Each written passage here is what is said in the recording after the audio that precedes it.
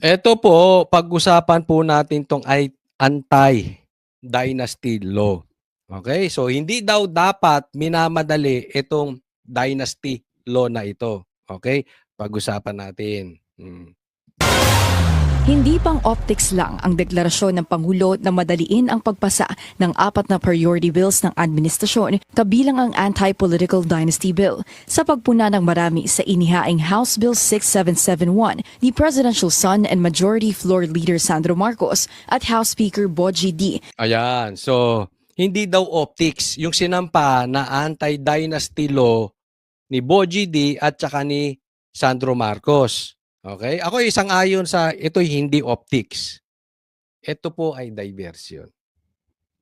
Hindi yan hindi yan optics. Okay? Si Bongbong Marcos hindi daw dapat madaliin. Pero ang nagsampa yung anak niya at saka si Boji D. Si Boji, bata ni Tambiloslos. Si Sandro, siyempre, anak ni Marcos. 'Di ba? Parang ang gulo, 'di ba? Tapos hindi mamadaliin. Kasi hindi kailangang madaliin. Hindi nga optics. This is just diversion. Hanggat maaari nga mas patagalin natin yan, better for them. Kasi nakakalimutan natin yung topic, yung major. Ano bang major problem natin? Yung nagnakaw ng insertions, yung dinilibiran ng bilyon-bilyon kada buwan. Yung ghost projects. Yun ang problema natin. Hindi itong anti-dynasty law. Ang gusto nitong anti-dynasty law, iligaw tayo. Nakapwa parehong nagmula sa mga dinastiya, nanindigan ng Malacanang na seryoso ang Pangulo sa pagsusulong ng reforma. Kaya nga po hindi dapat minamadali ang pagsasagawa ng batas. Dapat inaaral. Tamang pagdidebate, tamang pagbibigayan ng kanilang mga suggestion, opinion at saloobin ay dapat nadidinig, hindi minamadali. Pag sinabi nating aralin, ibig sabihin, hindi minamadali. Ayan, kitang-kita na natin di ba? Okay, nakikita na natin kung saan papunta ito. Hindi nga for optics for diversion. Hindi madaliin. Talagang hindi nila mamadaliin. Iisa na ang tono ng mga yan. Bakit kanyo? Kasi yung dynasty law, dati nang meron yan. At pag tiningnan po natin yung sinubmit na anti-dynasty law nitong si Sandro Marcos, parang lalo niya pang binigyan ng kapangyarihan yung dynasty. Kasi pwede ka namang tumakbo bilang magkakamag-anak, huwag lang sa iisang posisyon. So it is as if, bawal kayong tumakbo bawal ang 2 senador, bawal ang 2 congressman sa isang lugar, bawal. Pero kung hiwa-hiwalay, iba-ibang posisyon pwede. So parang sinabi mo lang, indirectly, yes, pwede na ang dynasty. Iba-iba lang. Binigyan mo pa lalo ng kapangyarihan. Di ba? Kaya nga itong mga ito, these are all drama. Nakakainis di ba? Wala atong koneksyon sa nagiging problema natin ngayon. Half-baked, hindi ganun ang nais ng Pangulo. Dapat maayos at mapapakinabangan. Ito rin ang sagot ng palasyo kung bakit hindi certified as urgent ang Anti-Political Dynasty Bill. Bukod sa certify as urgent lang ang isang bill kung kinakailangan, ang pagkakaroon daw ng iba't ibang bersyon ng bill na ito at ang puna na may loopholes ang ihinahain mismo ni House Speaker ay dahilan kung bakit kailangang bigyan ng sapat na panahon ang pag-aaral dito. Bilang isa ring miyembro ng dinastiya si Pangulong Bongbong Marcos, tinanong natin ang palasyo kung hanggang saan willing magsulong ng reforma si PBBM. Ang pagpapautos ba or rather request na araling mabuti bago magsagawa at maipasa ang batas na ito ay pang-optics lang. Ang pagmamadali sa paggawa ng batas pero kulang, yan po ang para sa optics lang. Kaya alam mo, ayoko na sanang pag-usapan to dahil tayo lalayo sa problema di ba? Kaya lang sinakyan ito ng media. So putok na 'to, kailangan magbigay tayo ng komentaryo. Nasa media rin kasi. Talagang sasakyan ng sasakyan 'to ng media. Puwede naman silang mag-submit, bakit? Wala bang na-submit si Sandro na batas na hindi pinag-usapan? Is this the first time na nag-submit ng batas si Sandro? 'Di tanong ko lang. 'Di ba? Unless ngayon lang nag-submit ng batas si Sandro, siguro dahil first time kaya pinag-uusapan. Pero ba't pinag-usapan 'to ng pinag-usapan? Bakit? Sinalsal po ng media, pasensya na po sa salita kasi wala na po tayong magamit na term para ma-explain mabuti kung ano 'tong ginawa ng media. At alam ng media yung term na yun. At alam ng vloggers yung term na yun.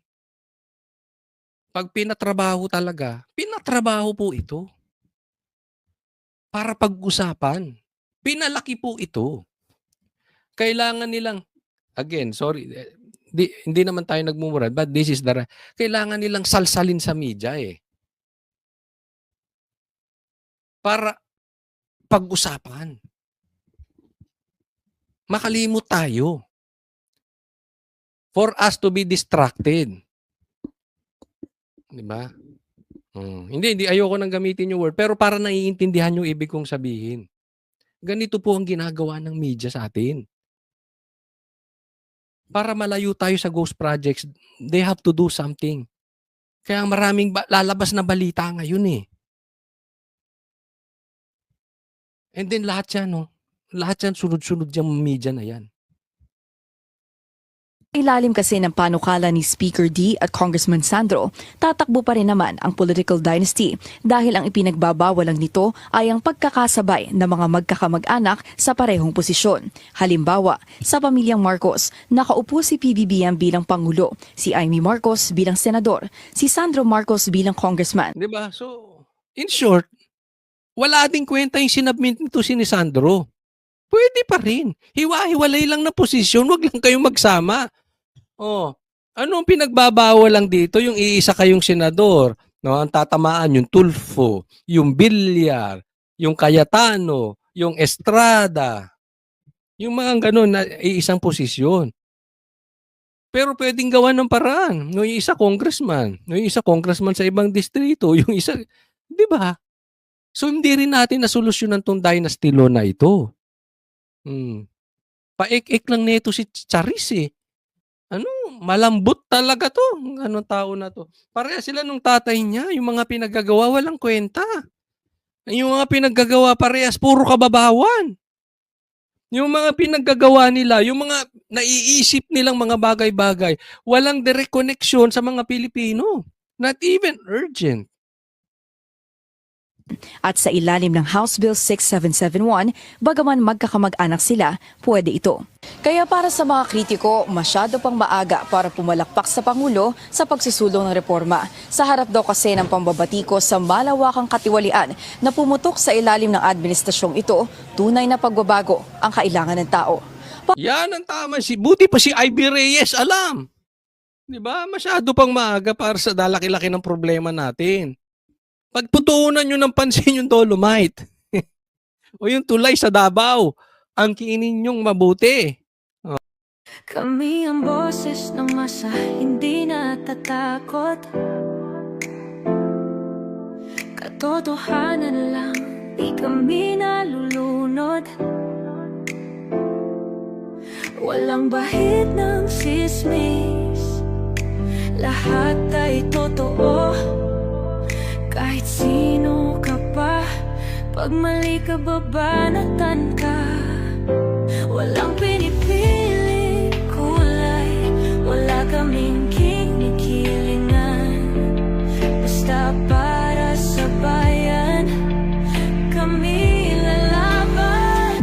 Pagtama palakpakan, pag mali banatan. Di matitinag, di matatakot, para sa bayan tuloy ang sigaw. Sa harap ng kamera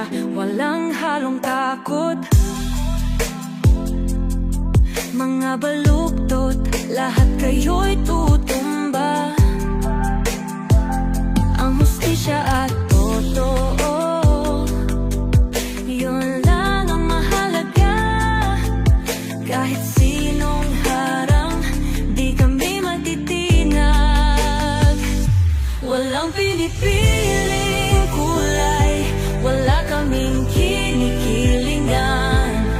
Basta para sa bayan, kami lalaban. Pag tama palakpakan, pag mali banatan. Di matitinag, di matatakot, para sa bayan tuloy ang sigaw. Kung nasa tama ka, ikaw ay aming kasama. Pero pag mali ka, handa ka na bang mabasag? Banateros kami, walang inuunan, dahil bayan muna bago ang sarili.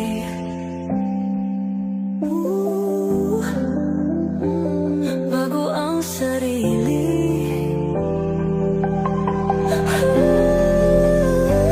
Pag tama palakpakan, pag mali banatan. Banateros ang sigaw, katotohanan